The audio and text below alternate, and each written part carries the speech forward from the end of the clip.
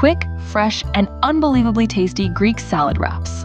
In a large bowl, mix the cucumber, cherry tomatoes, bell peppers, onion, olives, falafel, and feta cheese.